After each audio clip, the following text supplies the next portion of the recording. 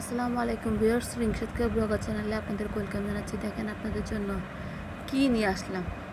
দেখেন এটা হচ্ছে চুই গাছ। আপনাদের অনেকেই হয়তো চুই গাছ চিনেন না, যার কারণে আপনাদেরকে চুই গাছ দেখানোর খুব আমার ইচ্ছা ছিল।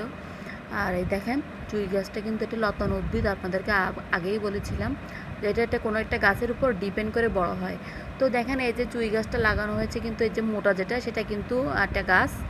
আর আপনার এই যে ছোট ছোট এই যে মানে শিকড় শিকড় যেগুলো ডালগুলা, এগুলাই কিন্তু চুই গাছ। তো এটা কিন্তু এটা ছোট গাছ, এগুলো একটু বড় হচ্ছে। মানে এই যে চুই গাছটা দেখছেন, এই যে তিনটা পরপর তিনটা এই যেগুলো যে একটু আপনার শিকড় শিকড় আছে, এটাই কিন্তু মূলত চুই গাছ।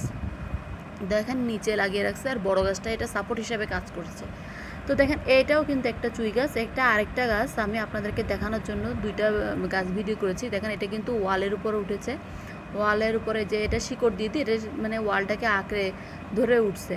তো এই চুই গাছটা কিন্তু সাধারণত আম গাছের সাথে লাগানো হয়। আম গাছের সাথে যদি সেই চুই গাছটা লাগানো থাকে, সেই চুই গাছের মানে সেই চুল ঝালটা নাকি অনেক টেস্টি হয় এবং খুব মজাদার হয়।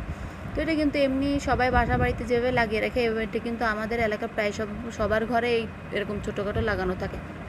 তো এখানে ব্লগটা শেষ করলাম। আল্লাহ হাফেজ।